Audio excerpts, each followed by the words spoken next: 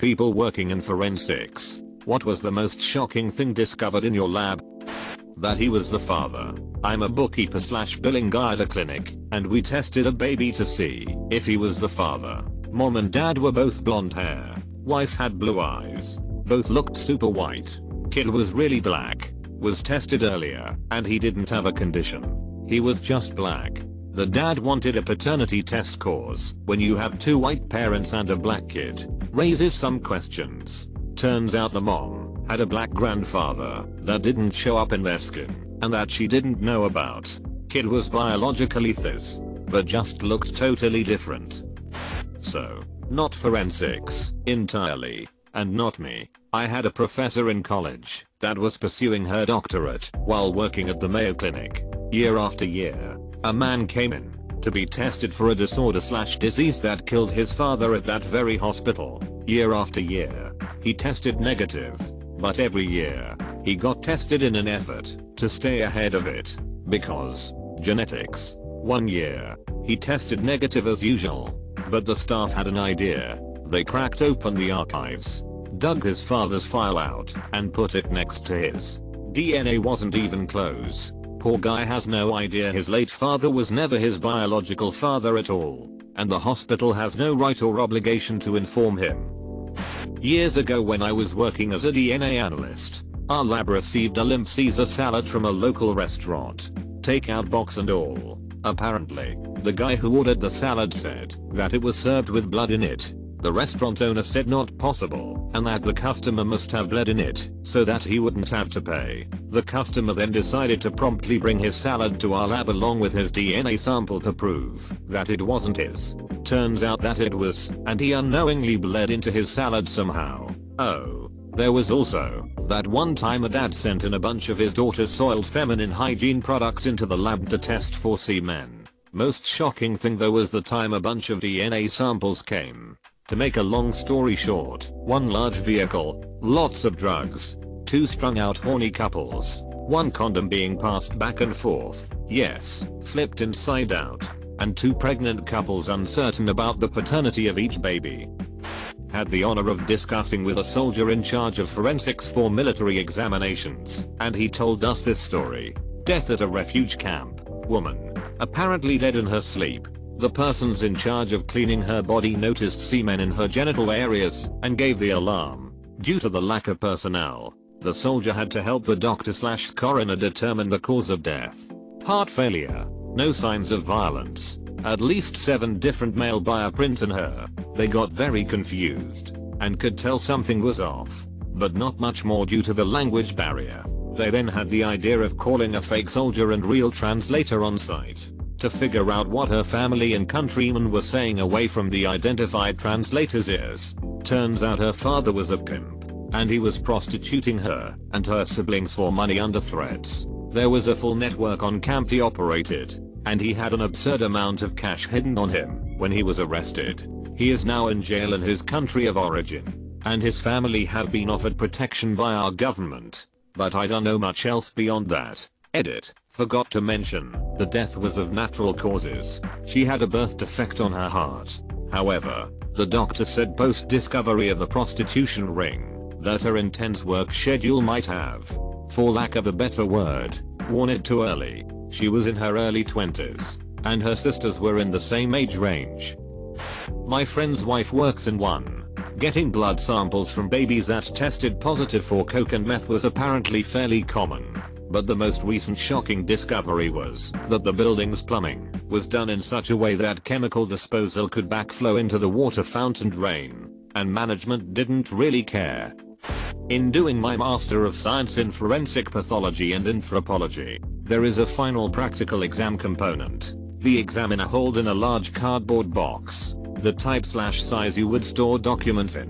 When dumped on the table, it looked like a broken plant pot. No piece was bigger than 1.5 inches diameter. He then goes, "Could you find all the pieces of example of bone and reconstruct it please?" Turns out it was a roughly 16-year-old girl whose boyfriend had caved her head in with a stone and cut her into tiny bits before burying her in a field. Only reason she was found was because her decomposing flesh caused the plants right here her body to be oddly large and lush for a dry forgotten field. I was working as a scanning electron microscope technician for the R&D branch of a private company when the head scientist gave me a unknown sample to cut up and investigate. There were a bunch of layers of paint on it, and he wanted to know what element were present. Most of the layers showed up as normal element O, L, Cr, etc, but one layer had a picard PR, praseodymium, which is so rare that I forgot that it was even an element. I thought I was going crazy, but my engineer double checked it, and it was definitely there. Turns out that praseodymium is used in certain military grade paints. Not a forensics worker, but you may be interested to learn that bear semen is one of the most common things found in bodies of people who lay dead in forest areas. Candle in an old man's bladder.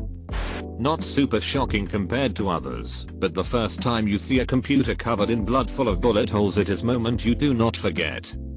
Probably not the kind of forensics you were looking for, but my sister's a forensic accountant, and while working on an unrelated case she decided to run the financials of the main suspect's associates. Well, one of them raised some red flags, so my sister looked closer into it. Turns out he was running a completely separate, multi-million-dollar scam unrelated to the original case that wasn't even on the department's radar. My two coworkers banging in the storage room. I was working in a lab for a while, nothing too exciting, until we found that one of our coworkers got fired for having drugs, a gun, and other such things in their office. I know it isn't quite what the thread wanted, but that was by far the most shocking discovery. Not forensics, but so many companies store your password in an idiotic manner. The most common flaw is that they know you're meant to hash passwords, but use MD5, which has been known to be stupidly easy to crack for well over a decade. Seeing some of this bullcrap in the wild finally motivated me to use a password manager and randomly generated passwords for each individual login. The reason you should never reuse passwords between sites is that if one company hashes them using a weak algorithm, or, God forbid, stores them in plain text and a hacker gets it, they can use it on other sites. If you use the same password for some dodgy 30 site as you do for your bank or your social media, well, you can guess what happens next. A hash function takes some input and spits out a mathematically related output in a way that's very difficult to reverse, i.e. it's easy to go from password, hash, but going hash, password takes insane computational power. This is a useful property for passwords as it means that, even if someone steals your database, then they don't steal your user's passwords. When the user inputs their password you hash it, and if the hashes match you let them in. Otherwise you throw an error. The gold standard today is the Argentine algorithm, but crypt and script are common too. Only a fool uses MD5 or SHA for password hashing. I attended an autopsy where the subject being examined had one large kidney that extended to both sides of his body instead of having two, one on each side of his body. The bloody tissues left lying around, never working in forceps ever again.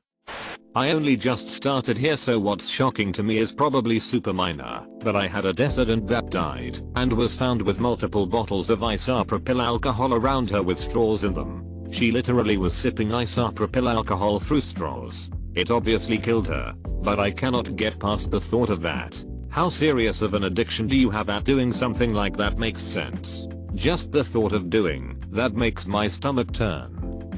I was working in the lab late one night. Well, one thing led to another and we did the monster mash. Does forensic accounting count? Not a scientist, but my last job involved scientific testing equipment and sending results to the legal team of the company. Using an XRF gun, I found that almost 50% of this large company's inventory contains above the legally allowed amount of lead and various other harmful chemicals. At a company whose product most people will touch on a daily basis, the legal team sure had their work cut out for them. I've read too, and decided to quit before my eyes get tainted. When I found out the DNA I was studying came from the dinosaurs Dr. Wu made, he was always shocked at the fact that he didn't know which DNA would create which dinosaur. Confusing times. A Nero Vincent van Gogh. The outlet.